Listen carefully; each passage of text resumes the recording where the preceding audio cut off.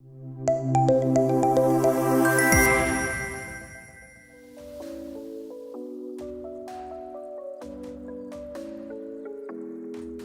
second session is on industry speech, and the topic is Future of Work LinkedIn for Education Institutions.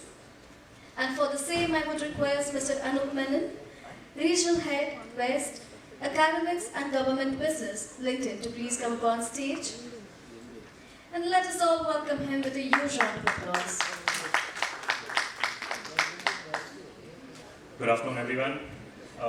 Quick introduction once again. My name is Anup. I represent LinkedIn, and it gives me a privilege to be here today. And again, thanking ArdorComm for giving us this opportunity. What I plan to discuss today or talk to you today is largely about how things are changing within our ecosystem.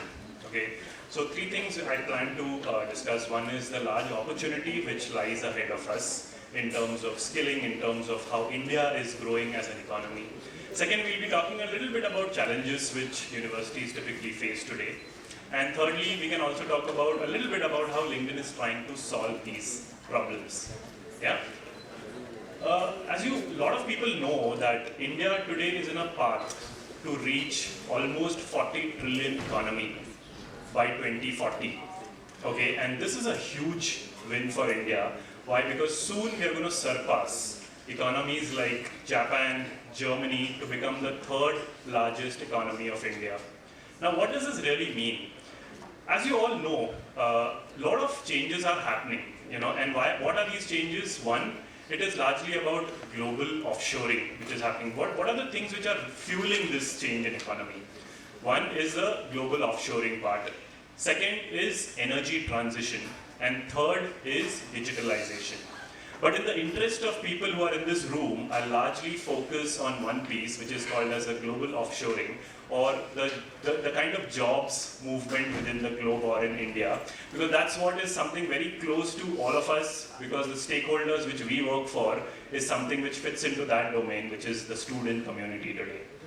Now, as you all know, India is reaping its demographic dividend, which means you may have heard of something called as a golden era of our economy, or the Amrit Kal, which means that the next 25 years is going to be a phase wherein there are huge amount of people, population, the young crowd of India is going to enter the workforce. And it becomes very important for institutions, companies who are into edtech, to keep these people skilled, upskilled in the right way. And like our Honorable Prime Minister says, if these demographic dividend is not rightly skilled, the demographic dividend will soon turn into a liability. Okay? The corporate world is already gearing up for these. There are a lot of capability innovation centers and multiple corporates who have started funding money into India, which is creating the jobs. But if we switch and if we look at some other data, the number one reason why a student joins university is for jobs. But on the flip side, you will also see there's a huge number of people, if you talk to the alumni who are currently working, if you ask them, they'll say that my college didn't really keep me ready for this particular role. A lot of training went into this, and a lot of activities had to go through. That's when I really became job ready. And same is the case when people say that most of the students don't even know what skills are required today in the market. How is it that I can understand what should I learn so that my job is secured? And a lot of people even don't know how to even apply for jobs. This is a survey done when we realized that this is a big gap, wherein one side people are trying to get jobs, other side students are not aware of what jobs to apply for. Now, why does this happen largely? Now, there was a World Economic Forum report, which published and which said that in the next 5 years, there are 83 million jobs which will be declined. Okay, and in corresponding to that, there will be 69 million jobs which will come, which means we are already looking at a deficit of 14 million jobs in the market. Now, why is this happening? This largely happens because of a couple of factors. Two of them which I'll point out are, one is the emergence of technology. A lot of people may have heard of generative AI, which is kind of disrupting the world right now. A lot of job changes are happening, a lot of skills are being changed because of generative AI coming into play.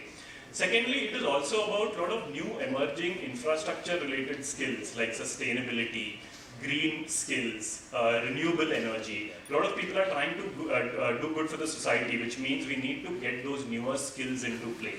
Now, what is the real challenge here? Now, if you look at generative AI, okay, this is something which was made so that humans can start becoming more productive. Okay, it is meant for systems to do work which humans can do, like writing, editing. You know, a lot of people in finance, even teachers today, they use that. Which typically means that this is one skill which has been incorporated in the corporate world, which can really change the way you look at your core work. Now, if you look at the screen also, it shows that how a software engineer can easily implement artificial intelligence into their work. Even from a teacher's perspective, a teacher's core activity would be teaching, obviously, research activities. But if a teacher is spending a lot of time in creating presentations, infographics, this is where technology changes. So a lot of times it is a scare or it's a threat in the market that generative AI will actually change the domain. You know, we will be jobless. It's absolutely not. I believe it's not that. Even LinkedIn believes it's not that. Because it pushes people. Humans are wired in such a way that we can adapt. You know, we can learn new skills. If we are focusing more on, you know, non-core activities, then it becomes a big challenge. Now, this is just one challenge which we are talking about. There are multiple others which a university faces. You know, this is basis our experience of talking to universities largely. We understand that, you know, it is getting competitive. You know, there are a lot of macro-related pressures which comes here. You know, NEP is coming. There are a lot of changes needs to happen. A lot of new technology implementations needs to happen. And multiple other activities which will actually shake you up from your normal comfort zone. If you look at institutional, hiring of faculty and staff has been really a big challenge. You know, I meet a lot of colleges across India, you know, and this is one piece which everyone are trying to solve for.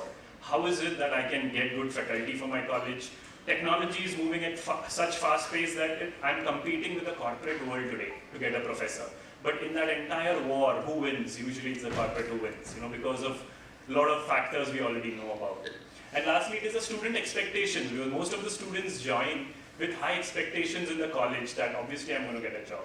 You know, there are a lot of things which are happening with which I will be more productive and I will be, you know, securing a job with which I can help my family. So colleges are actually sitting on this entire domain and trying to do good for the students, trying to do good for the society. And how is it that LinkedIn is trying to solve for this entire challenge is something which I would like to talk about. Now, LinkedIn, recently we secured or we've covered almost 1 billion profiles or 1 million members who are there on LinkedIn, you know, who registered on LinkedIn. So it's a huge milestone. In India, we've got around 100 million people, roughly 10 crore people on LinkedIn, and it has been immensely growing. Our statistics say that we get almost a member every 2 seconds. Okay, that's the rate at which we are growing. When I joined LinkedIn in 2015, we were sitting on some 250 million members across the globe. It's been 8 years I'm with LinkedIn, and today I get an opportunity to see 1 billion members here. Now, why am I talking about these members? Usually, what do members do on LinkedIn? Members do a lot of networking. Members keep their profile updated so that across the globe, people can come and reach out to them. It could be for conversations, it could be for jobs, it could be for projects. On the flip side, there are companies who come and post jobs, which becomes a great marketplace for people to be there so that I can understand what skills are needed and what jobs are available. On LinkedIn, every month, we have 7 billion data points which are generated. Okay, these data points are typically about, if you look at one profile of a person today, a profile of a person has a lot of data, you know, what you're, where you're studying, where you've studied, which company you're working, what are the skills you've earned, you know, which location you are in. Like that, every profile gives us 100 data points. So you can just do the math and see for 1 billion data, what's it. So every month there are 7 billion data points. And LinkedIn is on the trajectory to create this economic graph. You know, this is called as an economic graph, wherein we are getting in companies, we are getting in skills, we are getting in schools. It's a place where you can now start mapping this to your economy. We are working with a lot of governments to understand what is the skill movement of people, what is it that people are learning in the corporate world, and these data today are used to create products for higher education today. Yeah. So what we are doing today is we are trying to create solutions with which click of a button, how is it that you'll get to know which are the trending skills in the market? Okay, if you want to know which are the trending skills, in those skills, how many jobs are available? How has the skills changed in the last 2 years for this particular role? Okay, that is one part of it. How can we help you to map your alumni? You know, currently across the globe, where are they present? Which companies they are working? What title they are working for? How can we connect you to them, and how can we bring them back into your institution? This is what we've been doing with the colleges. Talent Solution is something which helps a lot of colleges, a lot of recipients within this room itself who are using this exclusively to hire faculty. Okay, because that's been a challenge, and today LinkedIn as a community, we have a huge mass of faculty members who are coming onto LinkedIn. So that, and they're not coming here for jobs, by the way, but they are coming here for actually showcasing their work. Because you need to be where your target audience are, and for a faculty, the target audience are students. You know, you need to lead by examples. Professors come here, publish their content, and do multiple activities with which a student also starts following. If my professor is doing, let me also go and start sharing my articles and data.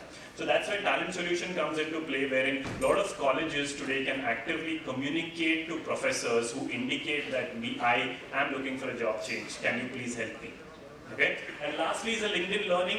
LinkedIn Learning is basically a tool which enables you to give content to students. These are industry contents which are ideally used in the corporate sector, and it's been like 4 to 5 years wherein higher education institutions have started adopting this because it gives a seamless entry for a student to get into the corporate world. Because if the content which is delivered by an academician and what is delivered by an industry is completely different. And this is where our large play lies. Thank you so much. It was a pleasure talking to you. I'm here around. If you want to talk to me, please feel free to get connected, and I'll be more than happy to answer your questions. Thank you so much.